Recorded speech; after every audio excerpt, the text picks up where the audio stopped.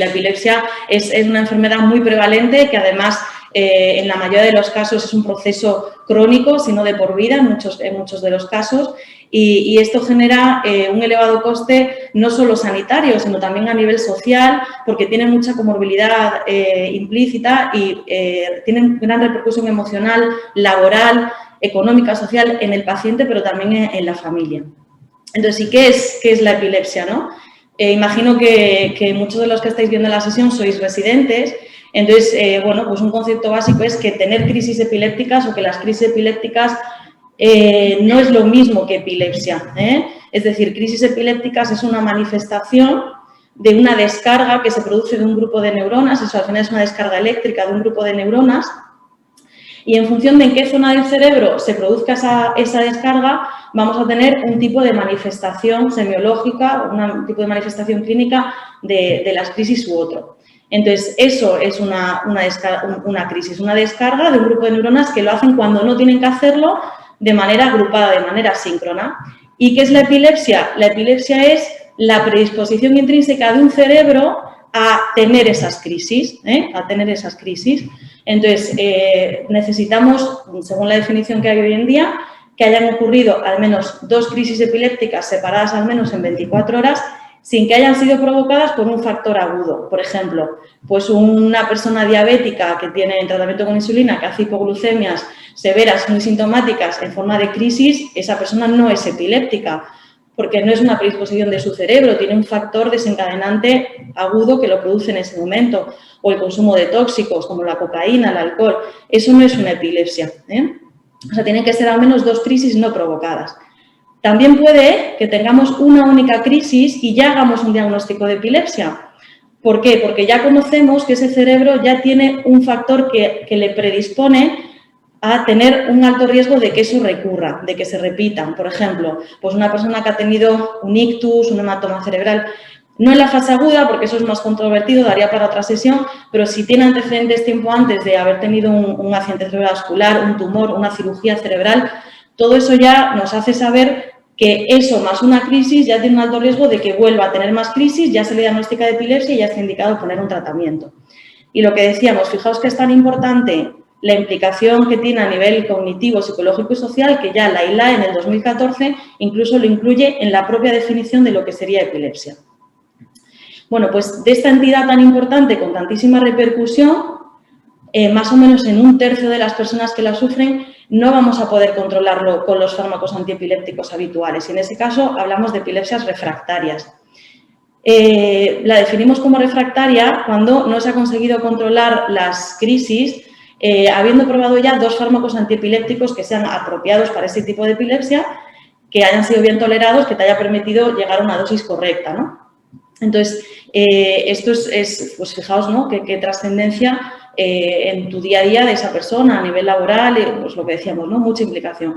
Entonces, es algo que nos preocupa mucho a los epileptólogos y entonces entre las múltiples causas sabemos que una importante es que no se hace un diagnóstico etiológico adecuado. De ahí la importancia de lo que vamos a enlazar ahora con la sesión de la epilepsia autoinmune, porque se nos abre un campo nuevo de que en estas personas tenemos otra ventana, otra herramienta que igual nos permite controlar esas crisis y la calidad de vida del paciente. Y bueno, la verdad es que la relación entre epilepsia y autoinmunidad o neuroinflamación no es nueva, es bien conocida de tiempo atrás y no solo para enfermedades del propio sistema nervioso central, sino en enfermedades sistémicas también. Pues desde hace tiempo está descrito en el lupus, las vasculitis, la encefalitis de Rasmussen, pero yo creo que ha cobrado especial interés en los últimos años porque eso, cuanto más se conoce, se está viendo más participación de la inmunidad en esos diferentes procesos neurológicos. En el caso que nos ocupa hoy, sobre todo en epilepsias focales, lo que decíamos antes, son crisis que se inician en un grupo concreto de neuronas, no en ambos hemisferios cerebrales con gran implicación desde el principio, sino en un grupito reducido de neuronas y que son refractarias, es decir, que no nos responden al tratamiento habitual antiepiléptico y que son de origen desconocido. Es decir, después del estudio no se sabe muy bien por qué una persona comienza en algún momento de su vida con esas crisis, con esa epilepsia. Ya desde la década de los 60 se empieza a describir la clara relación que hay entre la encefalitis límbica paraneoplásica y la epilepsia. Y desde entonces, fijaos, pues eso, en los últimos años, en las últimas décadas, la cantidad de autoanticuerpos que se han ido descubriendo y describiendo, pero aún así sigue siendo un reto diagnóstico y terapéutico hoy en día muy importante. ¿Por qué? Pues porque un porcentaje no desdeñable de estas epilepsias, en las que tienes una elevada sospecha clínica, le haces el estudio de anticuerpos en suero y en líquido cefalorraquídeo y te sale negativo.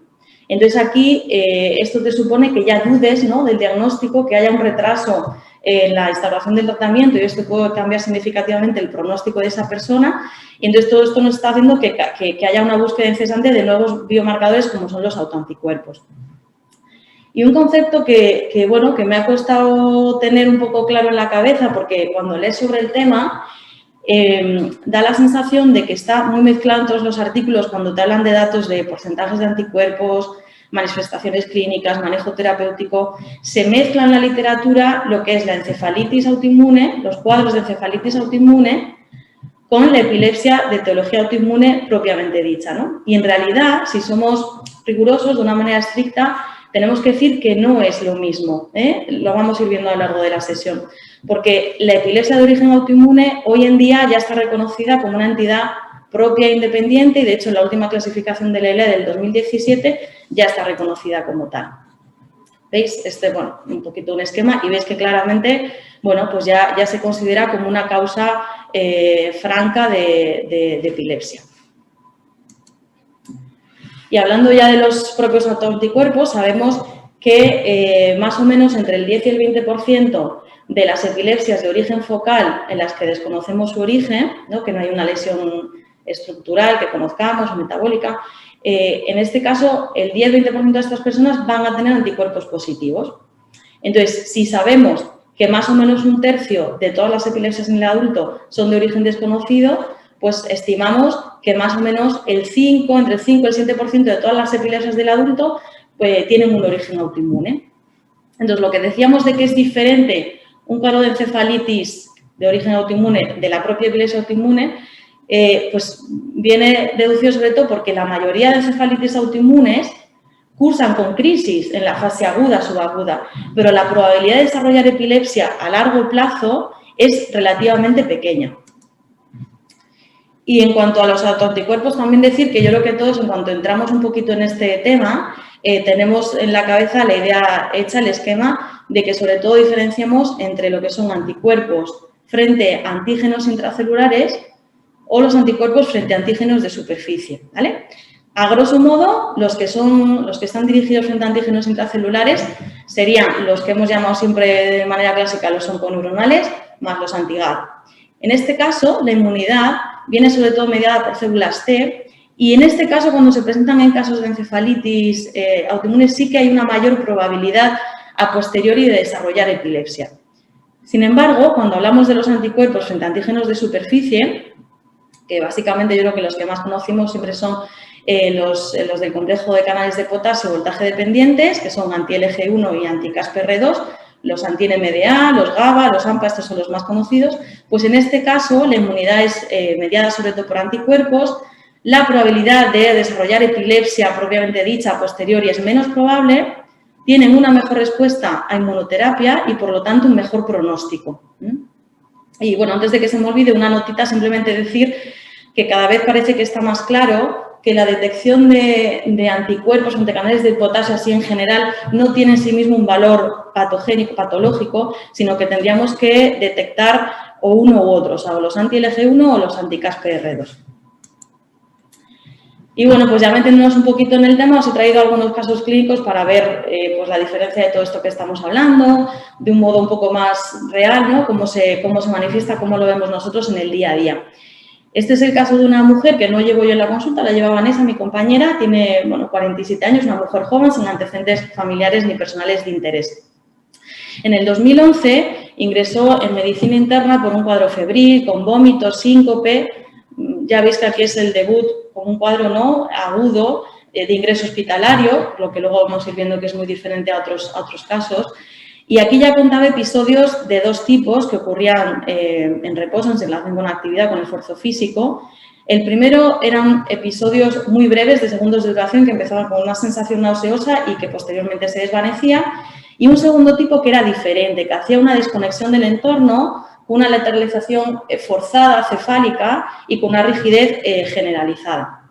Haciendo el estudio se vio que esos primeros episodios de desvanecimiento correspondían a rachas de asistolia de hasta 25 segundos que se vio en la telemetría, incluso, bueno, y requirió un implante de marcapasos transitorio, pero es que además en el electroencefalograma se detectaron crisis eléctricas de origen temporal que correspondían con los episodios del segundo tipo. De hecho, aquí durante el vídeo EEG se vio que desconectaba, que hacía automatismos orofaciales como de chupeteo, que es muy típico, con una mirada de extrañeza. La analítica, tanto de sangre como de líquido cefalorraquídeo, fueron normales. Recalco que la PCR y las serologías, el líquido cefalorraquídeo, las PCRs de virus de grupo herpes fueron negativas, los autoanticuerpos negativos, una resonancia cerebral inicial que fue normal y yo creo que lo único así por lo que se vio por dónde tirar fue que, bueno, pues dermatología hizo PAP de una lesión vesiculosa que tenía en la pierna y salió positiva para virus varicela zoster. Al principio evoluciona mal, la señora ingresa en UCI por un estatus focal refractario a múltiples fármacos antiepilépticos que se habían ensayado y una resonancia un poquito después de la primera ya ve una alteración de señal en el hipocampo ínsula izquierdos que era compatible con un proceso inflamatorio. A lo largo del ingreso se va ajustando el tratamiento antivírico y antiepiléptico, mejora clínicamente la mujer, los registros electroencefalográficos también, la resonancia también un poquito y al alta, bueno, pues se queda con un diagnóstico de encefalitis de origen vírico, se presupone que es por virus varicela zoster, pero recordamos que la PCR había sido negativa, y crisis de origen focal, temporal con disfunción transitoria del nodo sinusal y se atribuyó que ambos procesos fueron secundarios al propio proceso infeccioso. Os traigo aquí la resonancia, ya os recuerdo que la primera, el segundo día de ingreso fue normal, una semana después, ya veis, yo creo que aquí es donde mejor se ve, no sé si veis el cursor, vemos aquí, ¿no?, esta hiperintensidad en T2, está eso como hinchadito, ¿no?, como inflamado. Y aquí os traigo una resonancia tiempo después, a lo largo de la evolución en consulta, en el que vemos esta hiperintensidad en flare, veis que bilateral, aquí se ve muy bien, y esa zona ya no está hinchadita, está más bien como atrófica, ¿no? Bueno, pues es que en el seguimiento en consulta posterior se ve que sigue teniendo una epilepsia refractaria, de hecho, a pesar de un montón de fármacos antiepilépticos ensayados, pues la mujer sigue teniendo hasta 4 crisis epilépticas al mes, algunas de ellas convulsiones, con generalización. Pero es que además llama mucho la atención que asocia un trastorno emocional, anímico, de memoria, que incluso le llega a limitar en su día a día. Ella en su país era auxiliar de enfermería y aquí trabajaba de camarera y era incapaz de tomar las comandas, o sea, no le permitía ni siquiera hacer su trabajo. Se repitieron pruebas ya de forma ambulatoria, varios electroencefalogramas, incluso un registro, una monitorización prolongada de 24 horas, todo eso fue normal. La resonancia, la que os he enseñado, se le volvió a repetir la punción lumbar y el líquido cefalorraquídeo seguía siendo normal, sin datos, en este caso sin datos inflamatorios, los anticuerpos de nuevo negativos y se hizo un despistaje de neoplasia oculta que fue negativo. ¿Por qué se repitió todo eso? Pues porque se empezó a sospechar por esa evolución que debajo de todo esto hubiese un origen autoinmune. O bien que fuera posterior a la encefalitis vírica, que esto está claramente descrito, es decir, cuadros de encefalitis víricas, sobre todo en los primeros 2 meses, si pueden desarrollar un cuadro de encefalitis autoinmune, o que fuese una encefalitis autoinmune desde el principio, porque la etiología no estaba, me parece, muy clara. Preparando la sesión me ha llamado la atención que en algún artículo leí que hasta en el 60% de las personas que ingresan por una encefalitis aguda, se van de alta sin un diagnóstico etiológico claro, que me parece un porcentaje, un 60%, pues como muy elevado, ¿no?, en el que no conseguimos aclarar cuál ha sido el origen de esa encefalitis.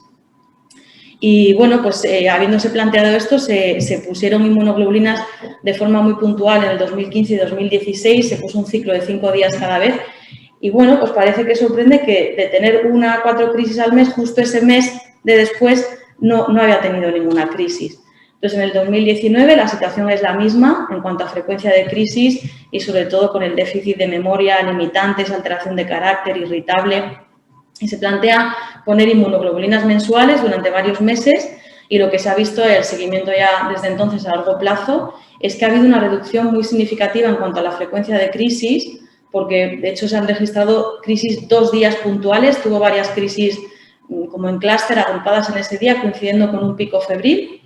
Ha mejorado el estado de ansiedad, irritabilidad y lo que hasta hoy en día nos ha demostrado es que haya beneficio en la esfera cognitiva.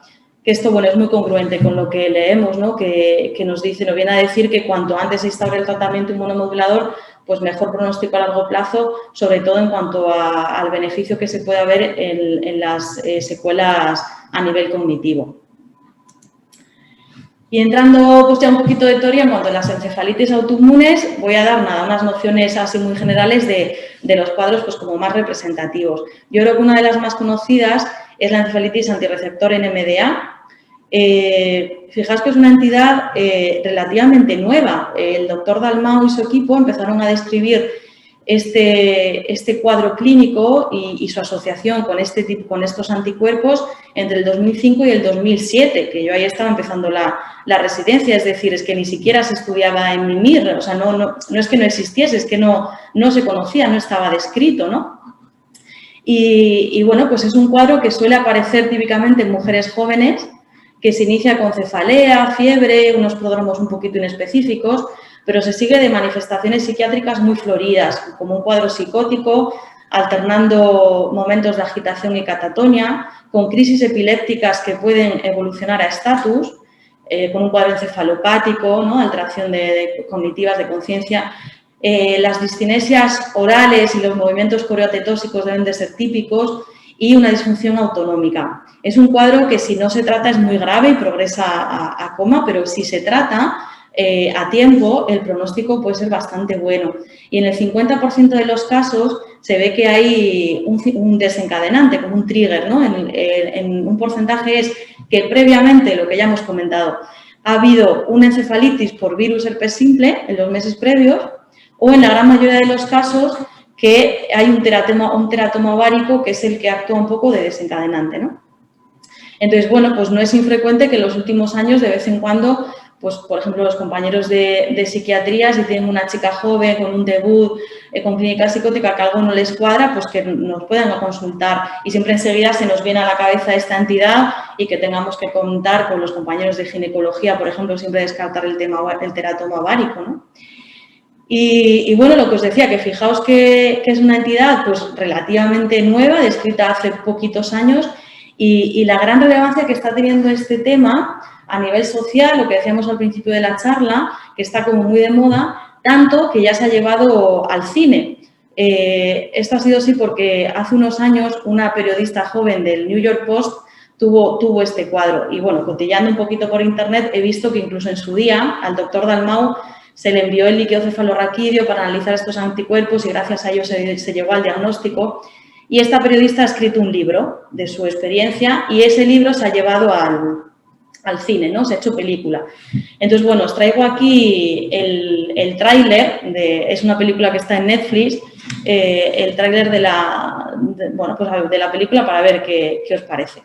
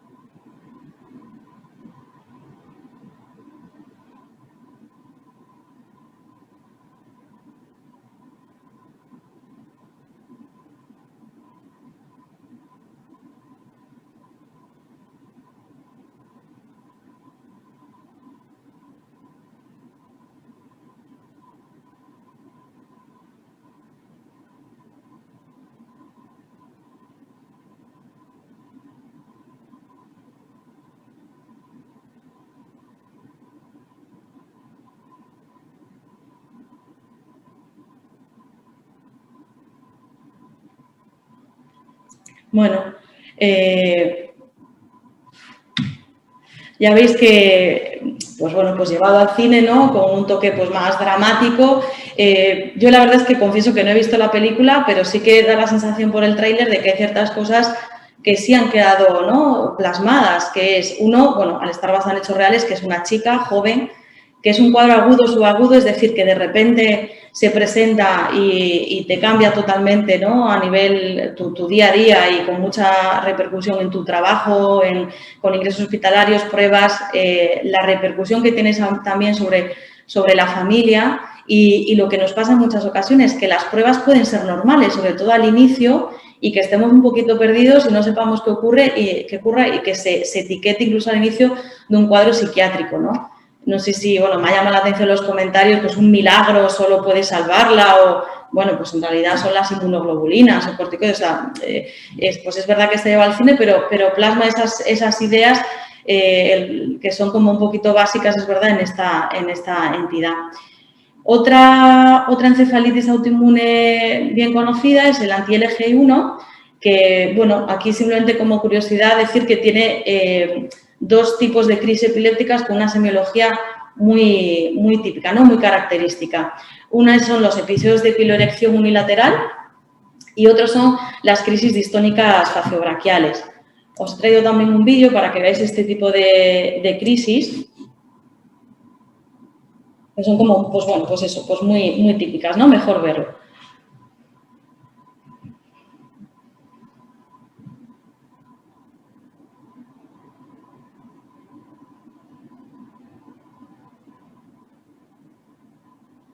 ¿Lo habéis visto ahí, no?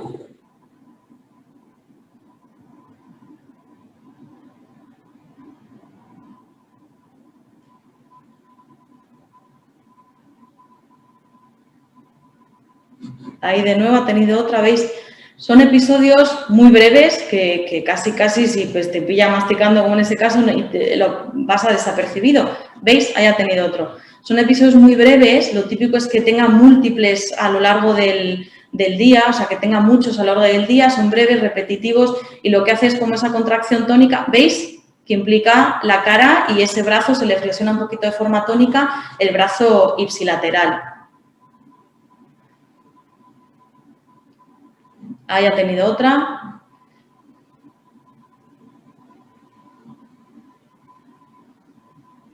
Ahí ha tenido otra. Bueno, y la importancia de esto es que, como es una entidad que casi se considera patognomónica asociada a este tipo de anticuerpos, se ha descrito que en muchos casos aparece incluso antes de que luego esa persona desarrolle la propia encefalitis. Entonces, si se detecta esto y se pone un tratamiento, incluso se podría prevenir el desarrollo de todo el cuadro grave posterior, ¿no? Otras encefalitis autoinmunes que nos suenan, en el caso de encefalitis AMPA, suele ser una encefalitis, la manifestación pues límbica clásica, ¿no? Aquí lo importante es que hasta en 2/3 de los casos se asocia a tumor, sobre todo el cáncer de pulmón de células pequeñas y timoma, los anti-HU también muy típico, y aquí sí que tiene una asociación muy fuerte con el cáncer de pulmón de células pequeñas. He leído algunas series en las que dicen que el 81% de personas que tienen estos anticuerpos van a tener asociado el cáncer de pulmón. En este caso, las manifestaciones son más variables, con síntomas tanto del sistema nervioso central como periférico. Y otra pues, mítica para los neurólogos es la anti-NMA2 porque bueno, se presenta como una encefalitis límbica o de troncoencéfalo, pero siempre también tenemos como muy metido en la cabeza buscar un tumor testicular de células germinales en varones jóvenes, ¿no? También el cáncer de pulmón, pero sobre todo el tumor testicular es como, bueno, pues muy relacionado y un cuadro muy característico. Hay otras muchas más en las que no he entrado porque, bueno, daría como para tres sesiones más. Y ya paso a hablar un poquito de lo que sería la epilepsia per se de origen autoinmune. Para ver un poco la diferencia con el otro caso clínico y con lo que venimos hablando de las encefalitis hasta ahora, pues he traído un caso. Este es un paciente que llevo yo en la consulta. Le conocí hace 2 años, cuando tenía 49 años, ahora tiene pues, 51. Y el único antecedente personal y familiar es que fue exboxeador profesional. De hecho, fue campeón de España de boxeo durante muchos años y, claro, yo cuando le preguntaba, pues la coletilla que tenemos siempre en la consulta de epilepsia, ¿y algún traumatismo craneoencefálico importante a lo largo de tu vida? Claro, se reía porque él me contaba que durante años había perdido pues combates en el ring por KO, inconsciente, medio en coma en el ring, pues un montón de veces, ¿no? Pero a pesar de eso, cuando se le empieza a estudiar en el 2010 por debut de crisis epilépticas, la resonancia era completamente normal, no había datos de contusiones previas, un electroencefalograma, un EEG con privación de sueño, todo el diagnóstico normales. Entonces quedó etiquetado una epilepsia criptogénica. Criptogénica quiere decir que nosotros suponemos, imaginamos que algo ha pasado en ese cerebro para que de repente empiece a hacer crisis, que hay una etiología subyacente, pero que hoy por hoy, con lo que sabemos y con las técnicas que tenemos, no podemos ponerle apellido, no sabemos cuál es la causa. Cuando yo me lo pasa el compañero a la consulta monográfica de epilepsia hace un par de años y la evolución en todo ese tiempo había sido pues crisis cada vez más frecuentes, un mal control, cuando sorprendía que al principio, con muy poquita medicación, estaba bastante bien controlado, pero era como que la epilepsia se había ido haciendo más rebelde, ¿no? Cuando yo le veo, tiene crisis focales complejas y secundariamente generalizadas muy frecuentes, varias al mes, y yo creo que incluso eran más frecuentes de lo que él me decía, porque si estaba solo ni se enteraba.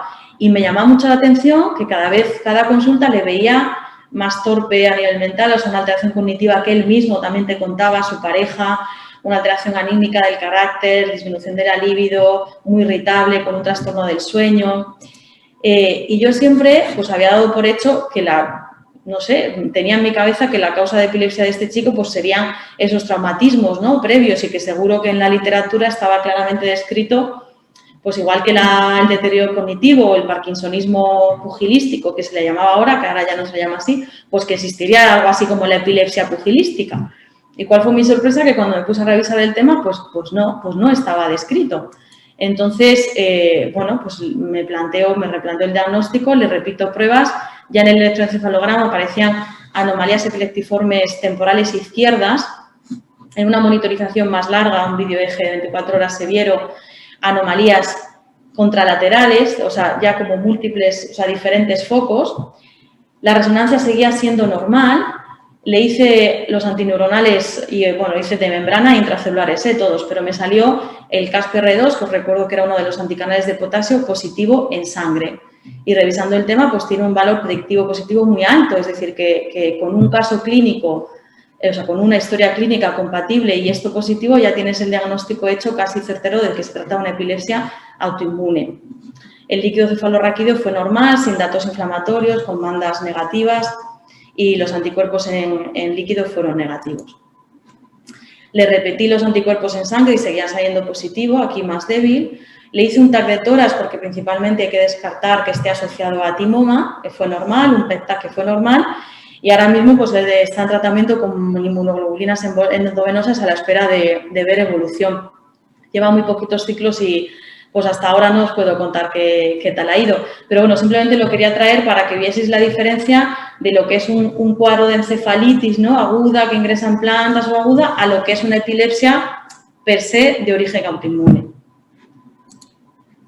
¿Y cuándo debemos sospecharla? Pues lo que venimos hablando, cuando tenemos una persona con epilepsia principalmente del lóbulo temporal, en el que no tenemos una causa conocida, que la afectación puede ser uni o bilateral, podemos encontrar diferentes focos. En algunos casos, la semiología de las crisis es muy característica, como esas crisis que hemos visto distónicas, ¿no?, faciobraquiales del vídeo, en el anti-LGI1, o las crisis reflejas musicógenas en los anti-GAD. Pero lo normal es que no tengamos mucha pista por la clínica de saber qué anticuerpo o ni siquiera si es realmente de origen autoinmune o no.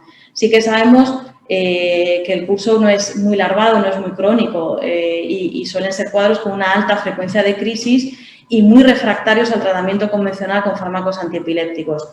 Y lo que nos enciende sobre todo la bombillita es ese trastorno cognitivo-conductual que asocian con esa afectación de la memoria, sobre todo a corto plazo, y ese cambio de carácter.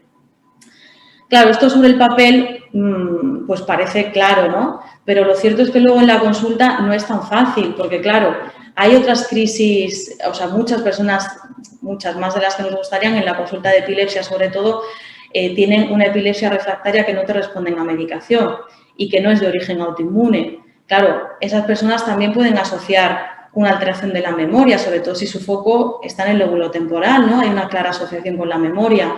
Cambio de carácter y de personalidad, pues bueno, si pierdo mi trabajo, no puedo conducir, tengo crisis todas las semanas, pues es normal que esté irritable. O sea, muchas veces no es tan fácil diferenciar por el cuadro clínico, ¿no? De ahí la importancia de lo que hablábamos también antes, de esos biomarcadores como son los anticuerpos que te ayuden a llegar a un diagnóstico certero. Y comentar, bueno, a veces también hay antecedentes personales y familiares de autoinmunidad, y comentar simplemente para que os suene este concepto, el NORSE, que son las siglas en inglés de estatus epiléptico refractario de nueva aparición. Estos son personas que no son epilépticas conocidas y que de repente, sin causa aparente, debutan con un estatus muy refractario, que acaban en UCI y que no responden a nada.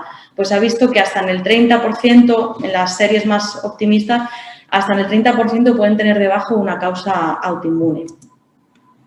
Y en estos pacientes que lo sospechamos, pues ¿qué vamos a hacer? Pues una analítica que va a ser, en la mayoría de los casos, anodina y normal. Si encontramos hiponatremia asociada a esas crisis típicas distónico-faciobranquiales, pues patognomónico del anti-LGI1, pero eso es muy poco frecuente. Lo que sí se recomienda es que miremos los anticuerpos tanto en suero como en líquido cefalorraquídeo, porque hay algunos que van a tener mayor sensibilidad y especificidad en suero y otros más en líquido. Sobre todo en suero vamos a detectar más los anticanales de potasio y en líquido pues más los anti-NMDA y los anti-GAS65. De hecho, si vemos anti-GAD a título no muy alto en suero es totalmente inespecífico. Sin embargo, si lo vemos en líquido sí que es como muy indicativo de que hay un problema inmunomediado neurológico. El líquido cefalorraquídeo, su patrón en sí, es decir, que tenga proteínas, células con bandas oligoclonales positivas o índices alterados, pues puede ser en el 50%, pero en la otra mitad de los casos va a ser normal. El electroencefalograma no tiene un patrón específico establecido, salvo en casos de encefalitis anti-NMDA, que en un 30% tienen como un patrón muy característico que se llama cepillo delta, delta Brash, y está como muy en auge mirándose los patrones en el PET, porque parece que esas zonas de inflamación, por decir así, pasan por un hipermetabolismo, luego normalización y luego hipometabolismo, y hay artículos, yo me lo he leído y no entro más porque sobre todo se refieren al momento de encefalitis aguda o agudo, ¿no? Pero parece que puede haber patrones que se correlacionan bien con cada tipo de anticuerpo específico. Y en cuanto a la resonancia, pues lo que hemos visto en nuestros casos, una hiperintensidad entre 2 en FLAIR, ese edema temporomesial que con el tiempo evoluciona a atrofia. Y hoy en día no es nada que esté claramente estipulado, pero parece que hay que ir prestando mucha atención a la hiperintensidad a nivel de claustro en la secuencia FLAIR, porque nos dicen que varios artículos que puede ser una pista para detectar una epilepsia autoinmune. Y aquí un pequeño recordatorio anatómico de que el claustro no está solo en las iglesias, de que lo tenemos aquí. Y ya avanzando un poquito en la sesión, ya casi terminando, decir que en los últimos años se han descrito básicamente 2 escalas aproximativas, que se llaman el AP2 score y el RITE. Vale. Esto lo que nos quiere ayudar es en el día a día hacer una aproximación, pues más fehaciente o ayudarnos a estipular qué casos realmente nos podemos plantear como que sea de origen autoinmune seguro o probable o posible o muy poco probable, ¿no? Lo que nos viene a decir, pues yo creo que es de lógica que si tenemos un cuadro clínico que nos hace sospecharlo con características en el líquido, en la resonancia a favor, pues nos lo estamos planteando, le pasamos esta escala del APE. Si es menor de 4, es muy poco probable que sea una epilepsia autoinmune. Si es mayor o igual a 4, pues entonces ya te planteas hacer los anticuerpos. Si son positivos, pues diagnóstico definitivo. Si no los tienes o son negativos, aún así, si tú tienes una sospecha clínica, tienes que hacer un ensayo inmunomodulador y si tiene un pronóstico, o sea, claramente ves que mejora la persona, la epilepsia sería probablemente de origen autoinmune.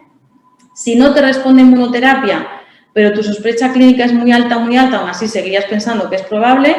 Y si el APE es bueno, pues te puntúa ahí pues entre 4 y 6, pues es posible, ¿no? Si no te ha respondido inmunoterapia, no tienes anticuerpos, pues ahí no está muy segura la cosa. Estos son los parámetros que se pasan, que vaya, básicamente viene a decir las características clínicas que hemos ido viendo a lo largo de la sesión, los hallazgos en el líquido y los hallazgos en la resonancia, y si tiene un tumor subyacente asociado o no. Y el RITE es exactamente lo mismo, pero ya asocia la respuesta al tratamiento inmunomodulador y si se ha detectado o no los anticuerpos. Y bueno, ya finalizando, hablar pues del tratamiento, ¿no? Ya lo he ido mencionando también, que supone, o sea, todo esto, ¿por qué lo hacemos? Pues para intentar darle el mejor tratamiento a ese paciente y que mejore su situación y su calidad de vida. Y es que es un tratamiento, cuando llegamos a esta conclusión de que se puede tratar de origen autoinmune, es un tratamiento muy diferente a lo que habitualmente usamos en epilepsia. No son los fármacos antiepilépticos habituales, sino que vamos a empezar a hablar de corticoides, inmunoglobulinas, plasmaféresis.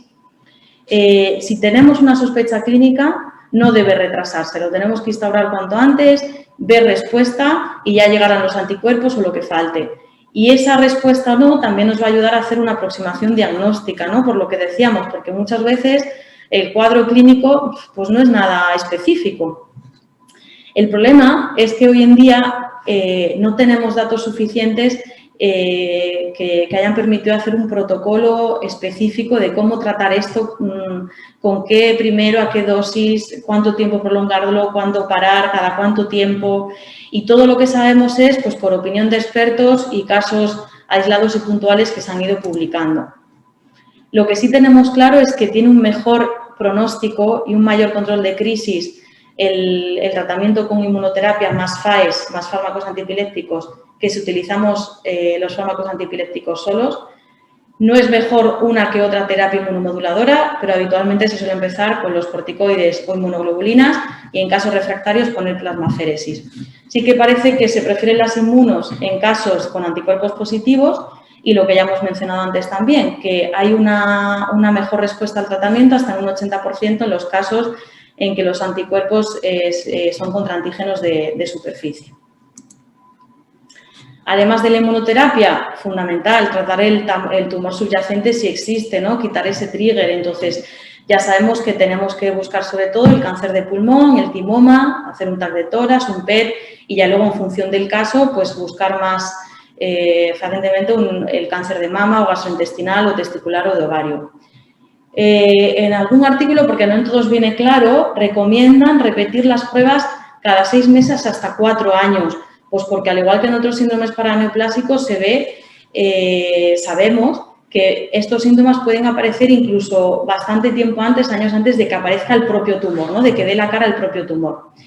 ¿En qué casos nos podíamos ahorrar todas estas pruebas, este screening durante tanto tiempo? Pues cuando se trata de anticuerpos anti-LGI1, anti-GAD, anti-receptor GABA o receptor de glicina, porque en este caso estos anticuerpos tienen muy poquita asociación a tumores.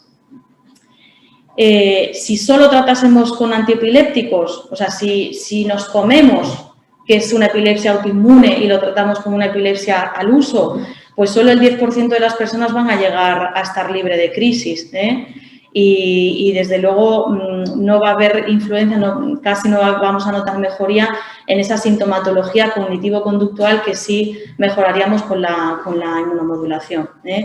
Parece que hay mejor respuesta en los casos en los que los anticuerpos son negativos.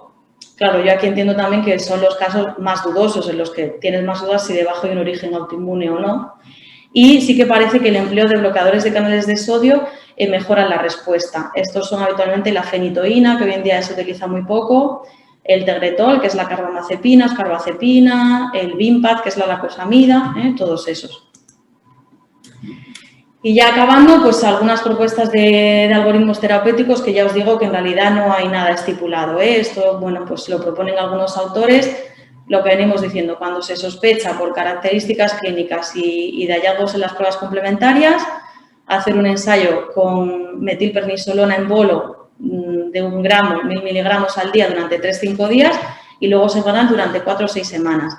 O con el mismo patrón temporal, pero con inmunoglobulinas endovenosas, o ya la plasmaféresis. Si te mejora, ¿cómo sabemos si mejora? Si se le quitan las crisis o se reducen en un 50% o más, pues te apoya el diagnóstico de epilepsia autoinmune. Entonces, aquí ya es cuando te planteas una inmunosupresión crónica, pues como puede ser con azatioprina o con el micofenolato.